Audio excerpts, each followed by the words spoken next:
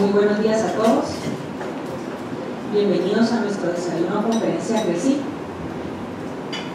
Esta semana hemos iniciado con una triste noticia y es el lamentable fallecimiento de nuestro querido, apreciado y respetado director aquí en CRECIP, el licenciado Guillermo López Cordero. Y antes de comenzar, yo quisiera que nos acompañaran, por favor, con un minuto de silencio para honrar.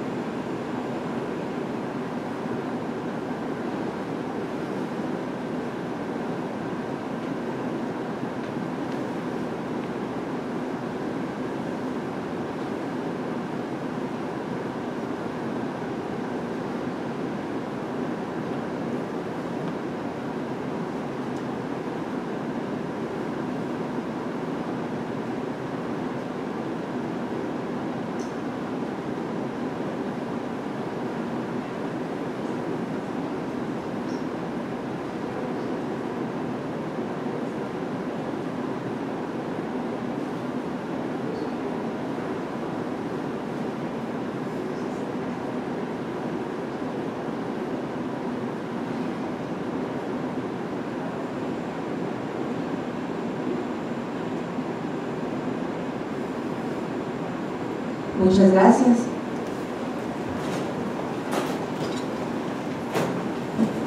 Bueno, pues esta mañana tenemos el agrado de contar con la participación valiosísima del licenciado Manuel Antonio Juárez Melgar.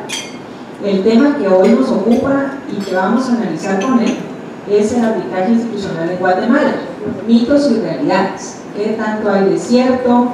¿Qué tan correcta es la percepción que tenemos? ¿Cómo es que surgió el arbitraje institucional en Guatemala? ¿Cómo ha evolucionado? Pues son todas estas cuestiones que siempre platicamos en estos foros y todos los que estamos involucrados en este mundo fascinante del arbitraje, pues nos vivimos haciendo constantemente. ¿Y quién mejor que el licenciado Manuel Antonio Juárez Melgar para este análisis? Quiero contarles una anécdota. Cuando yo inicié aquí en CRECIP en el año 2009 y estábamos como revisando cuál es la realidad del arbitraje en Guatemala, en la junta directiva veíamos la lista de árbitros, los casos que se han llevado, los centros que han estado en Guatemala, etcétera, etcétera, etcétera. Alguien mencionó la persona que más sabe de arbitraje el día de hoy en Guatemala, porque es la que más ha hecho horas hombre literalmente de trabajo en arbitraje, es Manolo. Yo dije, ¿y quién es Manolo? Entonces Manolo es el licenciado Manuel Antonio Juárez Melgar, quien hoy nos va a comentar sobre este importante tema. Él es árbitro experto y también es abogado de parte en arbitrajes. Personalmente yo lo he visto cómo trabaja como árbitro, lo he visto cómo trabaja como abogado de parte en arbitrajes y con mucho conocimiento de causa, puedo decir. Hoy contamos con un excelente profesional, con una altísima calidad y que todo lo que nos va a compartir pues será de mucha utilidad para nosotros. Así que muchísimas gracias Manolo y bienvenidos todos ustedes el día de hoy a CRECIP.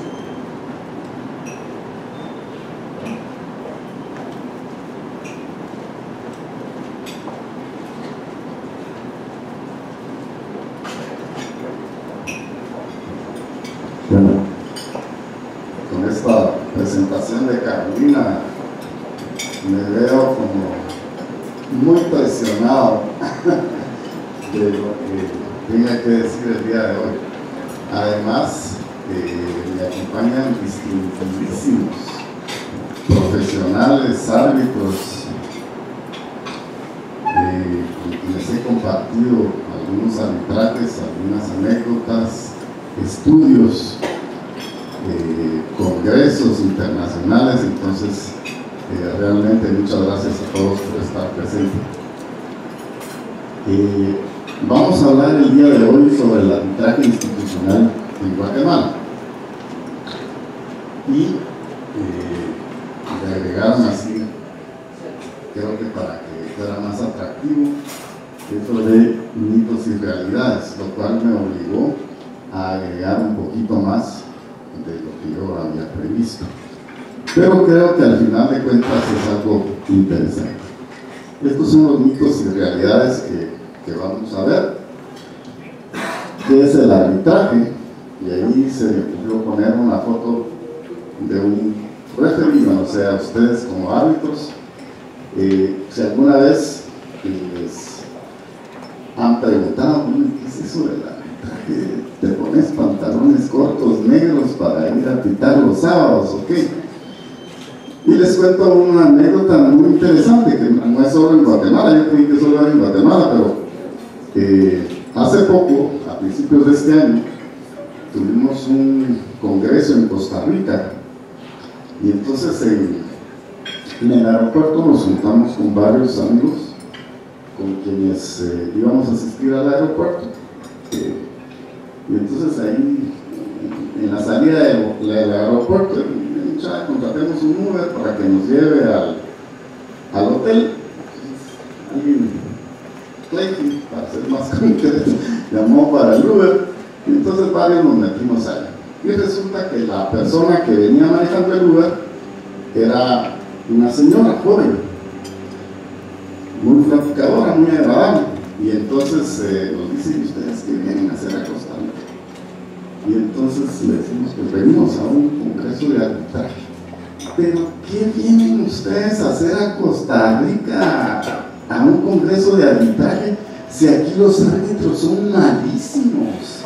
Vean un programa en el canal 7 los días jueves, ahí hay un comentarista que todos los jueves les da duro a los arbitrajes y les dice: estos no cometen errores, cometen horrores.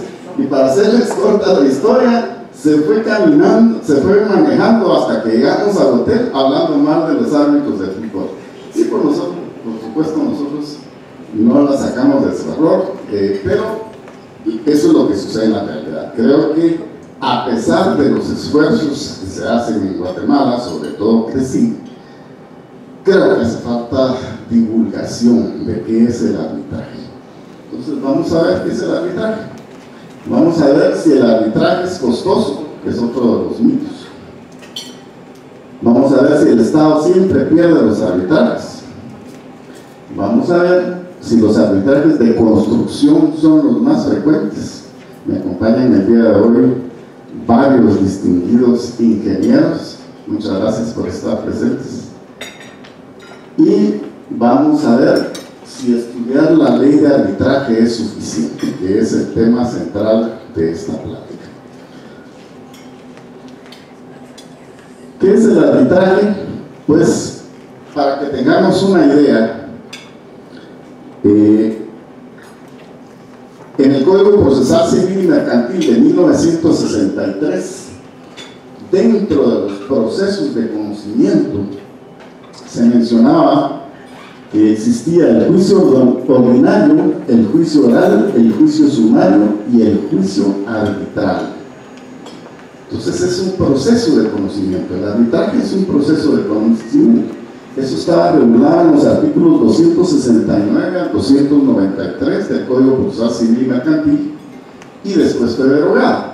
¿Por qué? Porque el arbitraje ha evolucionado. El arbitraje ha existido desde siempre. En las tribus más antiguas, las personas que quieren dirimir sus controversias van con las personas más sabias, con las más ancianas, para que diriman las controversias. Eso era un arbitraje. Pero sucede que en cada comunidad, en cada ciudad, en cada país, los arbitrajes se llevan en formas diferentes, por supuesto.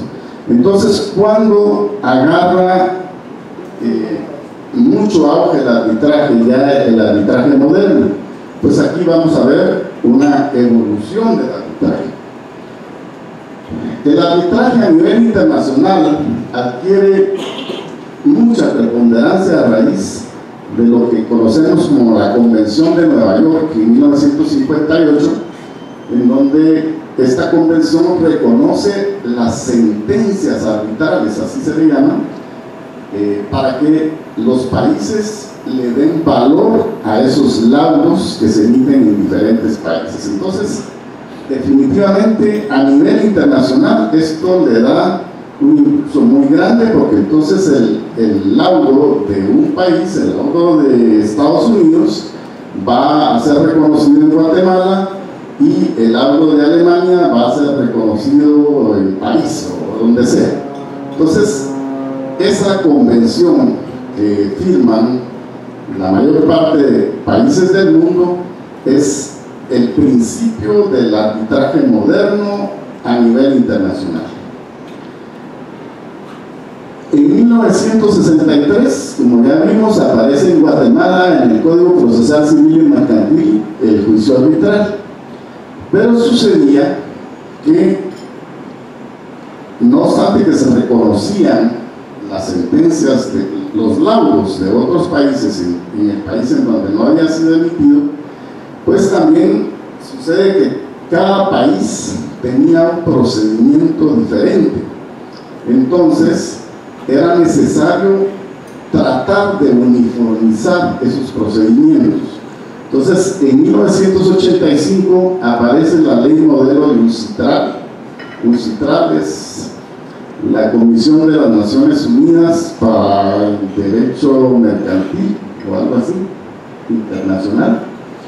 Y entonces esta realmente no es una ley, sino es un modelo de ley, para que los países que quisieran libremente, soberanamente, adoptaran ese modelo dentro de su legislación, de tal manera que se tratara de uniformizar los procesos arbitrales. En Guatemala, en 1995 aparece la ley de arbitraje, que toma como base la ley modelo, y entonces ya entramos un poquito a la época moderna en Guatemala. En el año 2006 se producen reformas a la ley modelo, y actualmente en el Congreso de la República existe una iniciativa de ley que está pretendiendo introducir estas reformas de la ley modelo a la ley de arbitraje. Esperemos que pronto se apruebe eso para estar más en sintonía con el arbitraje internacional. A mí me gusta en mis presentaciones presentar esta definición de arbitraje, porque hace casi 20 años, cuando empecé yo en este apasionante mundo del arbitraje, me topé con quien fue realmente mi primer maestro de arbitraje, el licenciado Antonio Rivera Noich. Y él me dijo, presentemos una ponencia en un congreso mundial. Y entonces presentamos una ponencia en Panamá, en un congreso que hubo, y buscamos una definición de ley de arbitraje y no la encontramos. Seguramente existe, pero no la encontramos. Entonces le dedicamos varias horas a elaborar una definición. Todo este trabajo se llamaba el arbitraje virtual. Todo eso ya pasó a la prehistoria el día de hoy. Esto es en 1999. Sin embargo, lo que me parece todavía rescatable es esa definición de arbitraje. Y ahí entendemos por arbitraje un juicio de conocimiento. Eso es la esencia, es un juicio de conocimiento, contrario a un juicio de ejecución,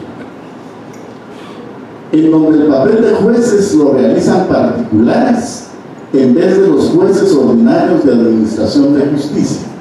Estos jueces particulares reciben el nombre de árbitros, teniendo su veredicto denominado lauda toda la amplitud de validez intrínseca y extrínseca de una sentencia judicial, que le da el reconocimiento de las legislaciones de la mayor parte de países y estados del mundo. Entonces, eso es un arbitraje de derecho, no un arbitraje deportivo donde va uno a sacar tarjeta. El arbitraje es costoso, este es otro de los temas. Bueno, hay un dicho gringo que dice time is money, ¿verdad?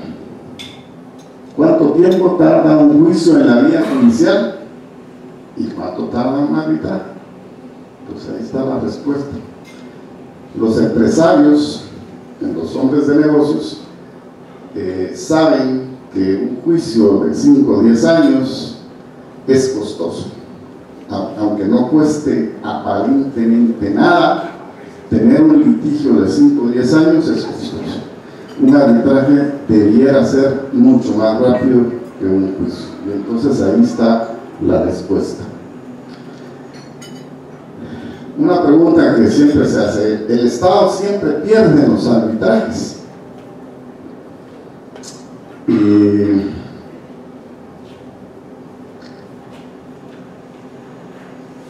Hay que tener claro, de acuerdo con la definición, que el arbitraje es un proceso. Todo lo que encontramos en las reglas de arbitraje son reglas procesales. Entonces, no debería ser así. ¿Por qué? Porque la ley de arbitraje y los reglamentos son disposiciones procesales. El derecho sustantivo que se discute en un arbitraje es el mismo que se discute en un juicio en los tribunales de justicia. Entonces, no debería ser así. Debería ser igual que los procesos judiciales. Hace algunos meses recuerdo que hubo una conferencista aquí en Crecy que nos trajo algunas estadísticas interesantes y nos dijo: a nivel mundial las estadísticas demuestran que los estados ganan más casos que los particulares. O sea que no es cierto a nivel mundial, estadísticamente hablando, que los estados siempre pierdan, incluso ganan más. ¿Qué sucede en Guatemala? No tenemos estadísticas. Como ustedes ven, yo tengo, creo que más amigos ingenieros que abogados, y ellos me cuentan, y yo sé que en otro centro de arbitraje, en el SENAC, para ser más concretos, hace algunos años se han presentado bastantes arbitrajes en contra del Estado. Y hasta donde yo sé, porque los arbitrajes son confidenciales, pero los ingenieros me cuentan, hasta donde yo sé, todos los ha perdido el Estado. Pero ¿será porque son arbitrajes que pierde el Estado? Yo he sido asesor de empresas contratistas del Estado y he sido asesor del Estado. Mi percepción es que el Estado pierde porque incumple con sus obligaciones. Entonces va a perder en arbitrajes y va a perder en lo contencioso administrativo. El que incumple con sus obligaciones debería perder.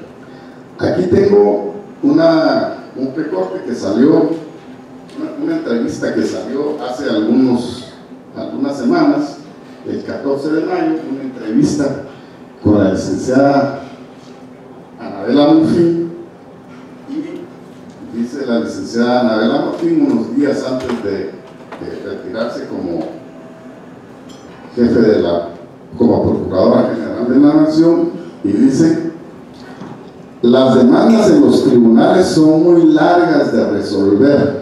Ya nos da la razón en lo que vimos anteriormente. Los procesos se alargan hasta 4 o 5 años. Yo creo que se quedó corto. Y el Estado pierde. O sea que el Estado pierde también en los contenciosos administrativos, según declaraciones de doña Anabela Murfín. Pero pierde no porque sea arbitraje o porque sea contencioso, pierde porque incumple con sus obligaciones, por lo menos el Estado de Guatemala en muchos casos. ¿Los arbitrajes de construcción son los más frecuentes? Sí, según estadísticas a nivel internacional, los contratos de obra muy frecuentemente no finalizan dentro del plazo que están previstos, y esa ampliación del plazo, esa prórroga del plazo, genera costos adicionales. Entonces los arbitrajes, los lados determinan quién tuvo la responsabilidad en el incumplimiento del plazo y el monto a resarcir a la otra parte. O sea, si la obra no se termina en tiempo, definitivamente hay costos adicionales. El contratista pierde dinero si no hace la obra en tiempo, y el contratante pierde dinero porque no pone a funcionar la obra inmediatamente. Ahí hay una pérdida. Entonces, en los arbitrajes, y hay todas unas estructuras, y hay especialistas, peritos que cuantifican los costos, porque eso se produce muy frecuentemente en obras con el Estado y en obras entre particulares. Y sí, a nivel mundial, las controversias de contratos de obra son las que en mayor porcentaje se plantean en los arbitrajes. Y estaba leyendo ayer o antier que también otro tipo de arbitrajes muy frecuente a nivel mundial son los de energía. O sea, la energía representa mucha plata. Entonces, ingenieros, involúcrense en arbitrajes, abogados, aprendan de contratos de obra, aprendan de contratos de energía. Por ahí dicen las estadísticas que van las cosas. Y voy a decir algo que ustedes, algunos de ustedes ya saben. Alguna vez una frase célebre de mi amigo Chelo Marroquín, que algunos de ustedes conocen, dice: si los ingenieros no se metieran en tantos problemas, ¿de qué viviríamos los abogados? Esa es una frase muy conocida de hecho. Y ahora sí, vamos a ver la esencia de esta práctica. Estudiar la ley de arbitraje es suficiente para llevar un arbitraje institucional. Pero lo lógico sería que, bueno, hay que aprender la ley de arbitraje. Y entonces la respuesta es no es suficiente. Y eso es lo que vamos a ver. Primero vamos a ver qué es un arbitraje institucional. Existen los arbitrajes que se llaman ad hoc, que es aquellos en los cuales las partes acuerdan libremente las reglas de procedimiento. Miren, cuando hay controversias entre las partes, no se ponen de acuerdo en nada, mucho menos en un procedimiento. Notarios, no les recomiendo para nada en las cláusulas compromisorias proponer un arbitraje ad hoc. Es un dolor de cabeza. Se necesita demasiada buena fe de las partes para poder llevar un arbitraje ad hoc. Entonces, ¿qué vamos a hacer? Bueno, hay instituciones que se dedican a esto. Entonces, según la ley de arbitraje, una institución es cualquier entidad a la cual las partes pueden libremente encargar, de conformidad con sus reglamentos, la administración del arbitraje y la designación de los árbitros. Entonces, las instituciones ya saben cómo hacerlo, ya tienen un reglamento, ya se sabe qué procedimiento seguir, y son especializadas en esto. Entonces, hay que irse por un arbitraje institucional. Un arbitraje ad hoc, de verdad, es un dolor de cabeza, a menos que las partes actúen con mucha buena fe.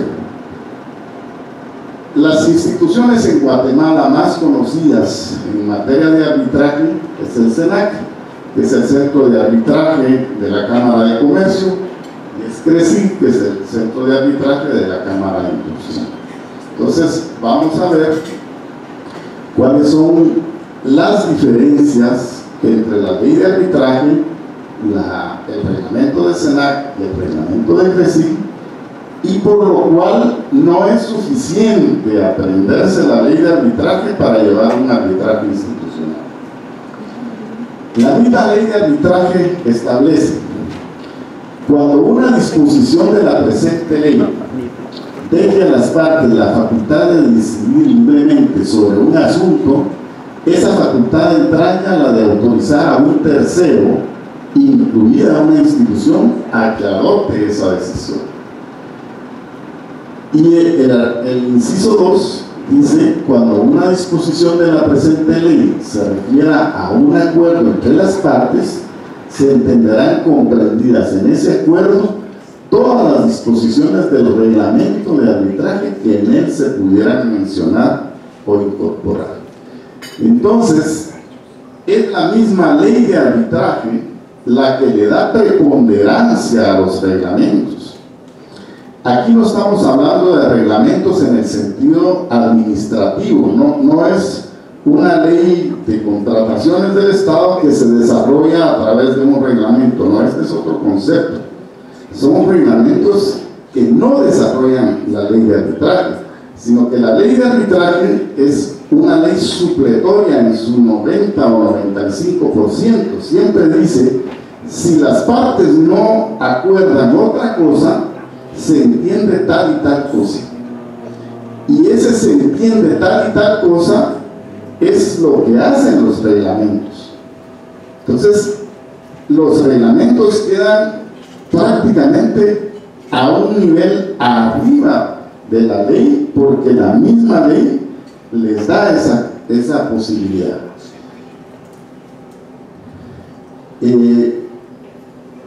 Veamos qué dice SENAC. El reglamento del SENAC dice: cuando dos o más partes sometan sus controversias a arbitraje para ser administrados por este centro, se entenderá que sometieron dichas controversias a las disposiciones del presente reglamento y se resolverán de conformidad con las disposiciones vigentes a la fecha del inicio del arbitraje, salvo que las partes hayan convenido por escrito modificaciones al mismo. O sea, siempre las disposiciones siguen siendo supletorias, siempre las partes pueden modificar el reglamento, pueden modificar la ley, salvo uno que otros principios esenciales por ahí.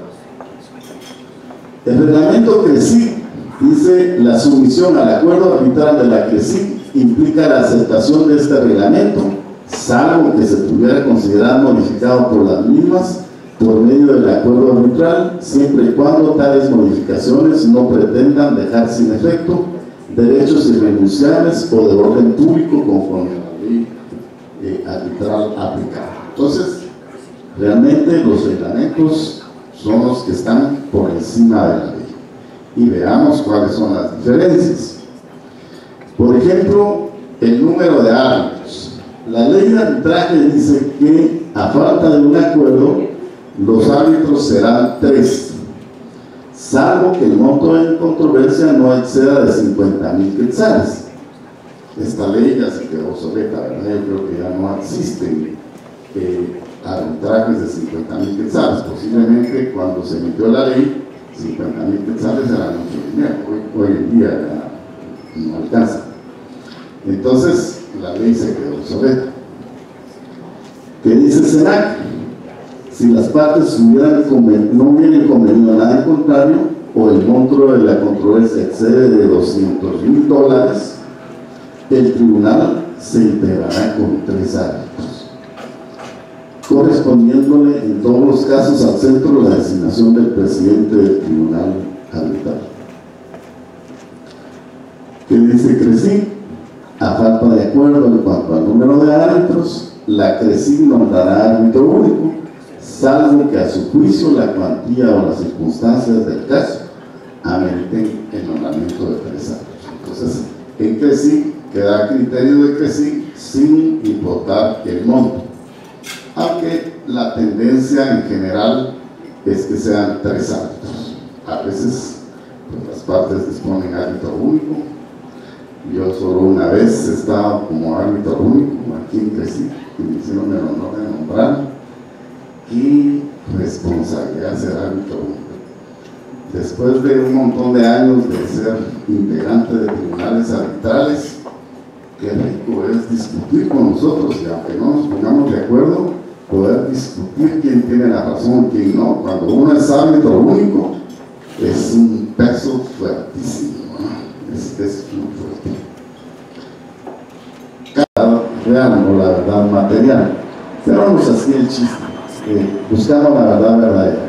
Y quizás ese fue el clic que a mí me hizo de entusiasmarme con los arbitrajes, porque yo estaba frustrado de lo que sucedía en los juicios ordinarios, en los juicios del organismo judicial, en donde si no va una copia, en donde si no va un artículo, en donde si no va un timbre, pues fuera, ya no entran a conocer. Con los arbitrajes no, los arbitrajes buscamos la verdad verdadera, y eso es lo que dice este artículo. La ley de arbitraje no establece que deban haber alegatos finales. Sin embargo, en el SENAC y en CRECI se establece que debe haber, después del periodo probatorio, una audiencia de alegatos finales, en donde básicamente las partes van a exponerle al tribunal arbitral que con las pruebas que ya se han producido, pues quedaron demostrados los hechos que alegaron en su demanda y en su contraestación de demanda. En el SENAC, esta exposición no puede pasar de 1 hora con 30 minutos, entre sí, el máximo para estos alegatos es de 2 horas. Plazo para laudar, la ley de arbitraje no dice nada. En el reglamento del SENAC, 6 meses a partir de la fecha en que quede instalado el tribunal arbitral. Claro, hay algunas excepciones y puede prorrogarse por causas extraordinarias. Entre sí, 6 meses siguientes a la primera audiencia. Y también existen causas excepcionales por las cuales se puede prorrogar, pero en principio estamos hablando de procesos relativamente cortos, no estamos hablando de juicios de 5 o 10 años. Lectura y notificación del laudo. La ley de arbitraje no dice nada, solo dice que hay que notificar el laudo. Reglamento SENAC y reglamento CRECI dice que debe señalarse una audiencia para la lectura y notificación del laudo. A mí eso me parece como un acto de caballerosidad, que los árbitros se presenten ante las partes, ante quienes los han contratado para prestar ese servicio de dilucidar sus controversias, y dándoles la cara, pues lean el laudo y establezcan quién tiene la razón. Obviamente los laudos son bastante largos, entonces no se lee todo el laudo, pero sí lo normal es que se lea las partes considerativas, los considerandos y por supuesto la parte resolutiva. Después de emitido el laudo, existe la posibilidad de que alguna de las partes pida que el laudo se corrija cuando existen errores de cálculo u otro tipo de errores que afectan el fondo del asunto. Pueden pedir que se interprete un laudo si alguna de las partes considere que es oscuro, o pueden pedir un laudo adicional si no se han resuelto todos los puntos que se plantearon en la demanda.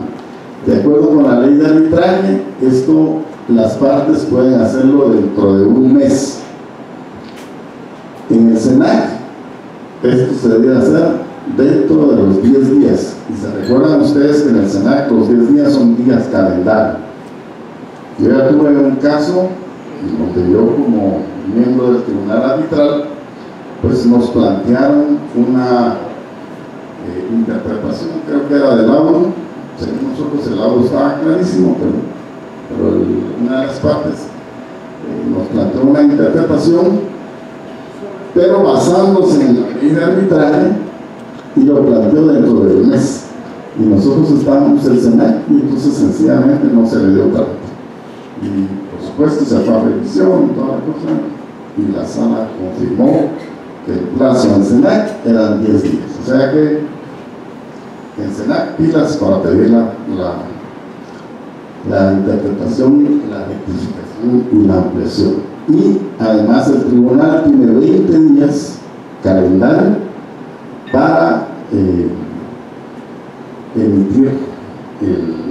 proporcional o la rectificación o la interpretación.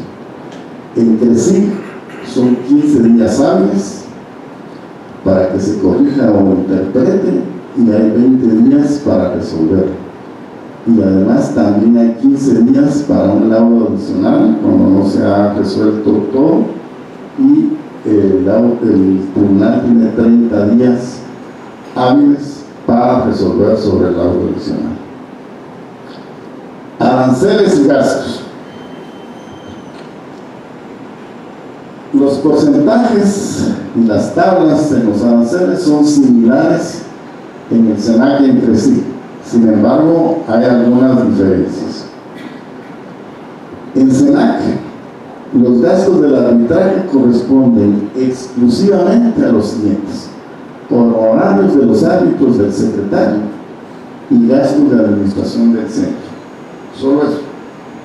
Entonces, cuando hay condena en costas, el tribunal arbitral condena al pago de la parte vencida a que pague lo que no pagó, lo que pagó la parte vencida de los árbitros y del secretario, y los gastos de administración del centro.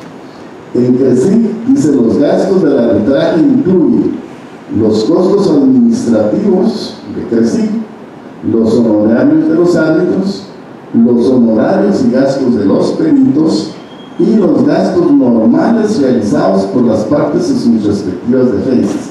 Esto quiere decir, entiendo yo, los honorarios de los abogados que auxiliaron, entre otras cosas, los abogados que auxiliaron a la parte ganadora.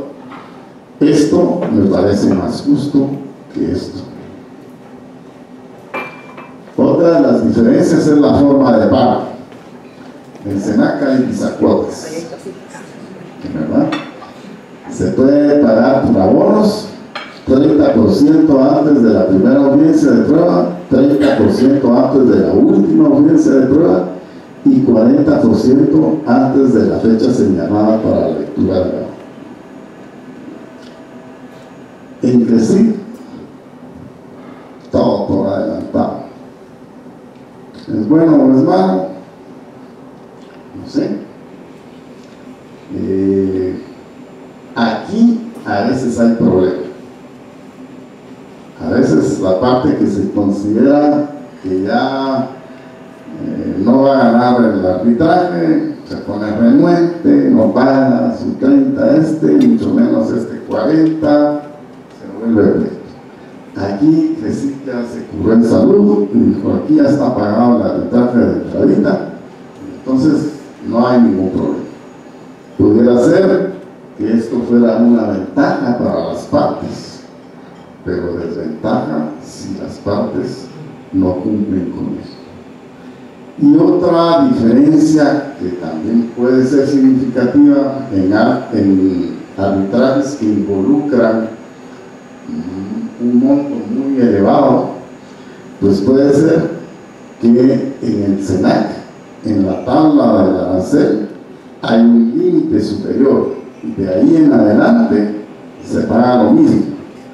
Entre sí no hay un límite superior, hay porcentaje, y si el monto es alto, los honorarios de CRECIG y los honorarios de los árbitros serán altos.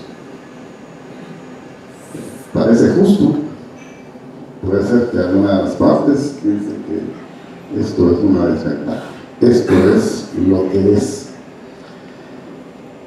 En esencia, estas son algunas de las diferencias entre la ley de arbitraje, reglamento SENAC, reglamento CRECIG, y por qué estudiar la ley de arbitraje no es suficiente para llevar un arbitraje institucional. Esto que ustedes vieron está más desarrollado de que viene el comercial en un libro que terminé hace algún tiempo que se llama Derecho Arbitral Guatemalteco. Ando viendo quién me lo patrocina para poder publicarlo. Si alguna vez lo logramos, pues les cuento para que lo digan.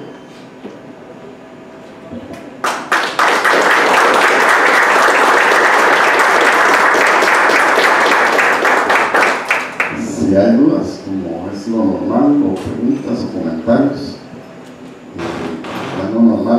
desayunos tan agradables, pues con gusto trataremos de resolverlos. Licenciado, yo pasé 10 años en un arbitraje. En realidad fue con la Cámara de Comercio y 3 árbitros que fueron nombrados por juez porque la contraparte no quiso nombrar su árbitro. 3 árbitros conocidos a nivel internacional y nacional. Se pasaron 10 años, presentamos la demanda, la contrademanda, se hicieron todos los interrogatorios, tuvimos peritos, conocieron todo, hicimos la audiencia final después de 10 años y en el auto los árbitros se excusaron de conocer. Yo le solicito a estas instituciones que este laudo lo examinen. Creo que aquí lo conocen bien, que lo examinen, porque la ley tiene que cambiar la ley de arbitraje. No pueden, los árbitros deberían, después de haber recibido las pruebas, en ese instante deberían de decir, somos o no somos competentes para conocer, y no pasarme gastando yo 10 años de mi vida, ¿sí? Y ahora encontrarme en que estoy en un juzgado, en una sala, ¿sí? En el judicial, revisando todo el auto de 10 años. Es inconcebible esto. Entonces, las personas que quieran, con mucho gusto, yo les entrego el auto que dieron estas personas. Me voy a limitar a dar el nombre porque me parece horrendo que personas que se consideraban personas honorables hayan hecho cosas estas. Pero el laudo tiene que ser conocido por todas las instituciones para que eviten que se vuelva a hacer eso. Muchas gracias por su comentario. Yo creo mucho en los arbitrajes y me he entusiasmado con los arbitrajes, pero estoy convencidísimo de que no son perfectos. Ni los arbitrajes, ni mucho menos los árbitros, no son perfectos. Hay cosas lamentables que suceden dentro de los arbitrajes. Así es. Pero la ley, si lo reglamenta y no deja que esto suceda, la misma ley tendría que haberse antes de 6 meses haberse considerado o desconsiderado incapaces de conocer. Así es. No 10 años. Es un caso lamentable, seguramente. Sí, sucede. No son perfectos los arbitrajes ni los árbitros. Pero las leyes sí. Tampoco. Pero deberían. Tampoco son perfectas las leyes. Yo lamento mucho su caso. No lo conozco, pero es lamentable. Es lamentable, por supuesto que sí. ¿Algún otro comentario o alguna duda? Doctora Escrista. Muchas gracias por su presentación. Yo tenía una pregunta muy breve a raíz de toda su experiencia en el tema arbitral. A su criterio, ¿qué impide que el arbitraje se desarrolle en este país como lo ha hecho en otros países vecinos y bastante cercanos? Yo creo que nada lo impide. Creo que estoy de acuerdo con vos. No ha tenido el arbitraje la divulgación que quisiéramos. Es parte de lo que quiero con mi libro, pues, poner mi granito de arena para divulgar el arbitraje. Crecí hace muy buena labor con estos desayunos y sin embargo, no sé si ya se arregló, pero al principio mandaban los avisos de los desayunos al colegio de abogados y el colegio se encargaba de divulgarlo y en algún momento una junta directiva dijo, no, esto es privado y no mandamos. No sé si eso ya se arregló. con lo cual el mismo Colegio de Abogados en algún momento no mandaba el aviso de estos desayunos. Creo que los que estamos entusiasmados con el arbitraje tenemos que seguir luchando y preparándonos y divulgándolo, y como notarios pues incluirlo en los contratos, como abogados proponer pactos arbitrales en el momento que surgen las controversias y no está contemplado en el contrato. En fin, todos tenemos una labor que cumplir y creo que no hay nada que impida que esto crezca, como en efecto ha crecido en muchos países del mundo. Y no estoy hablando de Inglaterra o de España o de Francia, estoy hablando de Costa Rica, de El Salvador, en donde nos llevan un montón, no digamos Panamá, nos llevan un montón. Creo que todos tenemos que trabajar en esto. Carolina y Juan Pablo.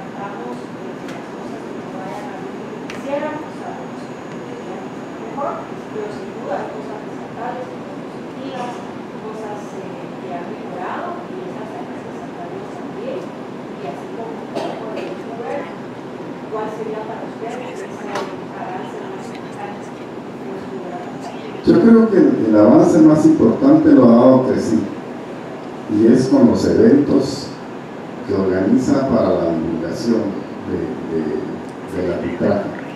Por ejemplo, estos desayunos, en donde pues, yo he asistido a la mayoría de ellos. Realmente son temas muy interesantes los que se tratan acá. Por ejemplo, la labor que ha hecho Alex desde hace algunos años de organizar entre los estudiantes de últimos años a las facultades de Derecho, organizar unas competencias de arbitraje, y entonces se simulan los casos y al final parecen como eliminatorias así del mundial, ¿verdad? Así, hay cuartos de final, semifinalistas y finalistas, y nos invitan a las semifinales y a los finales a algunos árbitros de verdad nos invitan a que oigamos esos equipos de los estudiantes y pues ahí se emite una decisión de cuál es el equipo que pasa a la siguiente ronda o cuál es el equipo que gana en su caso. Entonces esa labor que se está haciendo ahorita, pues unos cuantos años para acá, unos 3 o 4 años, va a tener sus frutos. Todo ese esfuerzo que ha hecho Carolina y que ha hecho Alex va a tener sus frutos. Lo que pasa es que los frutos no se pueden ver inmediatamente, pero todos estos muchachos que vienen ahora preparándose en arbitraje, participando en esas competencias, cuando ya sean abogados, cuando ya sean notarios, van a incluir cláusulas compromisorias, se van a preparar ellos, van a ser buenos abogados en arbitraje, van a ser buenos árbitros los que decidan, pero eso se va a ver dentro de un tiempo, no puede ser algo tan inmediato.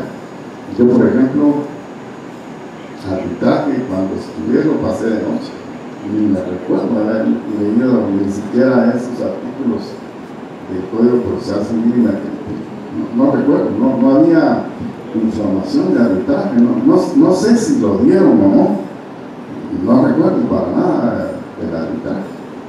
Por favor. Me llama la atención, por ejemplo, abogados del sector público que deberían de estar aquí, no lo están. Eso me lleva a la pregunta, es ¿por qué, según tu opinión, o lo que has visto vos últimamente, es por qué los abogados del Estado le rehuyen a este sistema de justicia, esta forma de justicia? Y la otra, sí, quizás para la licenciada, simple sí no está interesada en promover el tema del arbitraje institucional a nivel estatal, porque esa línea de los contenciosos administrativos que tenemos tiene mares, ya no son algunas, son mares de ley donde hay tanta se pierde, y los abogados del Estado siguen perdidos entre la ley de lo contencioso y la revocatoria de la reposición y el mismo proceso contencioso. Entonces, quizás sería como una invitación a promover el arbitraje en el sistema estatal y evitar el problema a los administrados o a los ciudadanos o a los habitantes, porque al final es un modelo mucho más diligente, y tratar de romper el mito de que es una justicia. Un ente estatal contra un ente privado y el arbitraje es privado y el centro es privado, tienen la creencia de que el privado, el centro, no entienden ni siquiera que el centro no tiene nada que ver, el centro va a estar a favor del privado.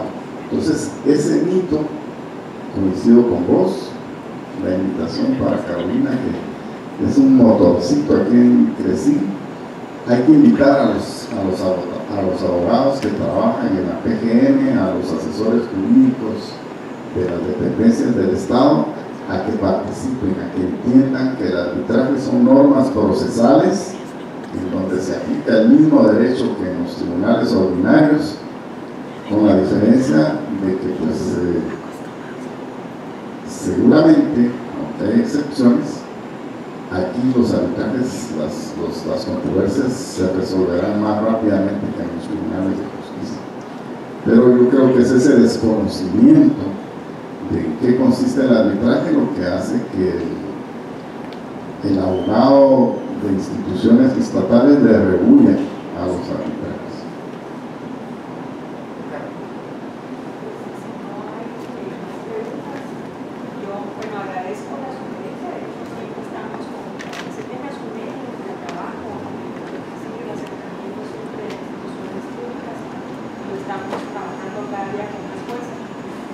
Nos falta muchísimo y he tomado nota de esta nueva solicitud porque sí es un tema muy importante. Si no hay más preguntas, sí, perdón. Entonces, no sé, no es una pregunta, es una afirmación. quiero decir que a pesar de los 10 años que pasé, es un caso muy particular y yo estoy de acuerdo con el arbitraje. Estoy aquí apoyando. Carolina es una persona magnífica. Lo que quiero es que evitar que alguien vuelva a pasar lo que yo pasé. El artículo es el artículo 21, inciso 3, en el que se basaron los árbitros para no laudar, o sea, sí laudaron, pero laudaron diciendo que eran incompetentes después de 10 años. Esa ley hay que cambiar y tratar de que la nueva ley de arbitraje que esté en el Congreso tenga una reforma exactamente sobre este inciso. Por favor, háganlo. No pueden permitir que vuelva a suceder lo que me sucedió a mí. Pero por favor, el arbitraje que siga. Yo vengo aquí casi siempre, estoy muy entusiasta con el arbitraje, pero tiene sus defectos y hay que corregirlos para que podamos ser internacionalmente un país que cumple con todas las leyes. Gracias. Gracias. Gracias, buenos días. Yo les quería compartir en atención a lo que decía aquí el colega de los abogados del Estado. Yo trabajo en la Comisión Nacional de Energía Eléctrica y la comisión, por ser el órgano regulador, la institución reguladora de este servicio, tiene su propio reglamento para el arbitraje. De hecho, es una institución que su función es ser árbitro entre las partes cuando son agentes del subsector eléctrico y actuamos a petición obviamente de ellas y tenemos nuestro propio reglamento. Obviamente no es tan extenso y tan elaborado tan desarrollado como los que nos compartió hoy. Sin embargo, pues tenemos la experiencia ya de 20 años de estar llevando arbitrajes en casos específicos. No todas las personas acuden a él, por lo mismo que conversábamos acá, que no todas tienen la confianza ni la disponibilidad para poder acercarse. La ventaja mayor del arbitraje de la comisión es que es gratuito, entonces es una ventana que debería ser mucho más accesible para las partes que así lo requieren. Sin embargo, también es de hacer notar y de compartirles que en la comisión se ven innumerables tipos de contratos de todo lo que tiene que ver con energía. Todos los contratos que vemos ahí, casi todos, si no es que todos, tienen cláusula compromisoria para acudir al arbitraje. Tienen en algunos contratos la primera instancia de la comisión después de haber agotado la vía directa, pero muchos también tienen la disposición entre partes de acudir a la CRECIF, al SENAC o a la Cámara Internacional, entonces la Corte Internacional. Entonces sí, en el área energética, sí, el arbitraje es un instrumento muy presente. Entiendo que sí debiera extenderse a muchas más instituciones de Estado, pero creo que por la materia que se maneja y que cada vez está más en auge, como es la energía eléctrica, el arbitraje sí es un procedimiento que está bien presente. Entonces, sí, en cuanto a Carolina en su momento también ha tenido un acercamiento con nosotros para poder apoyarnos en el reglamento, más que todo, porque, como les decía, sí todavía le falta mucho para poder ir perfeccionando, pero tenemos aún la limitante que no todos lo acceden a solicitar. Gracias por el comentario, me parece muy interesante. Yo decía en la plática, según estadísticas que acabo de conocer, después de los contratos de obra, los contratos de energía son los que más arbitrajes hay en el mundo, y para ese camino vamos, ¿verdad? Yo recientemente tuve la oportunidad, me invitaron a un taller en la CRI, que les cuento, yo ni siquiera sabía que existía. Es la Comisión Regional de Interconexión Eléctrica. Es un organismo regional de Centroamérica, y entonces recientemente modificaron su reglamento o el tratado que incluye un reglamento, y entonces ahora van a ser obligatorios los arbitrajes en la CRI a nivel internacional. Temas de lo más apasionantes, especializados, las personas que participaron en el taller que impartí, pues son funcionarios centroamericanos, ¿verdad? Abogados, ingenieros, economistas, ticos, salvadoreños, costarricenses, nicaragüenses, y todo el mundo entusiasmadísimo con esto porque se les viene encima. Esto es reciente, no ha tenido ningún arbitraje, pero ya sienten que en cualquier momento va a entrar esto.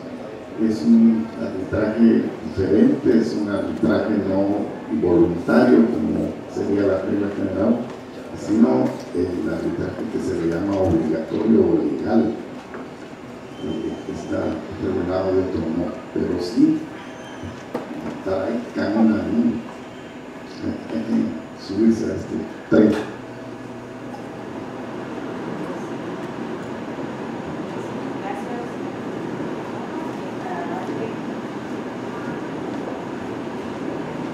Y del agradecimiento oficial y la despedida, pero yo quiero dejar con ustedes al doctor Alexander Eisenstadt, que fue director aquí en CRECIC y sigue siendo nuestro director académico, en representación de nuestro presidente, licenciado Álvaro Castellanos. Muchas gracias, es un gran honor para mí el agradecimiento y quería aprovechar a decir unas palabras. Primero, esperamos su libro, ahí estaré yo haciendo cola para conseguir una copia autografiada cuando salga. El licenciado Juárez no solo es muy admirado y respetado, sino que también es muy querido. Y para mí es un gran orgullo poder dar estas palabras de agradecimiento a nombre del señor presidente de CRECIC. Pero quería dar unas breves palabras. El licenciado Juárez tiene una amplia experiencia en términos de arbitraje, no solo reales, sino ficticios. Muchas gracias por su apoyo con los MOOCs, que ya lleva 4 ediciones y que esperamos que sirvan, como usted dijo, como una semilla que dentro de muchos años se van a ver sus frutos, pero van a ser las semillas de un árbol muy fuerte y muy sólido. En el tiempo que he tenido de conocer al licenciado, creo que hay 4 características que yo quisiera destacar. Primera, es un caballero del derecho. Una persona muy honesta que se toma muy en serio, pero muy en serio, su deber de cooperar con el tribunal arbitral y con las partes. No es un abogado que llegue a pelear, sino que es un abogado que busca resolver una controversia con cortesía, con armonía, con respeto, y eso es algo muy loable en este país. Y siempre busca la forma en que una objeción, una protesta se pueda formular de tal forma que sea cortés y educada. La segunda, como ustedes han visto, es un gran entusiasta del PowerPoint. Ha visto cómo este es un instrumento para poder realizar mejores presentaciones y para transmitir el conocimiento. Esas presentaciones yo he visto que no son de prepararlas en una tarde, no es algo que le dedica mucho tiempo. El tercero es una persona muy detallista, quizás el abogado en el arbitraje más detallista que yo conozco. Su trabajo lo hace con excelencia y con orgullo. Cada punto y cada coma del memorial o de la presentación del PowerPoint tiene que tener razón de ser y tiene que ser defendido. Y la última es que es multidisciplinario. Yo no sabía, pero es mitad abogado y mitad ingeniero. Y esa capacidad para poder compartir entre los dos mundos lo hace un mejor árbitro y abogado, sobre todo en temas de construcción. Y ese último tema me recordó una anécdota de un arbitraje que tuve hace mucho tiempo, donde el presidente del tribunal arbitral no era un abogado, sino que era un ingeniero. Y en ese caso la contraparte interpuso una excepción de incompetencia y le decía al presidente del tribunal que era incompetente para conocer el caso. El ingeniero, al no conocer la jerga jurídica, pensó que lo estaban insultando y le respondió en términos muy enérgicos a la contraparte, diciéndole que había tenido estudios en tal universidad y de maestría y tantos años de experiencia y que obviamente no era una persona incompetente. A diferencia de ese ingeniero, El licenciado Juárez es claramente muy competente, para nosotros es un orgullo tenerlo acá, le agradecemos que haya estado acá y agradecemos también a todos ustedes que hayan venido escuchando y les pido por favor un aplauso para el licenciado.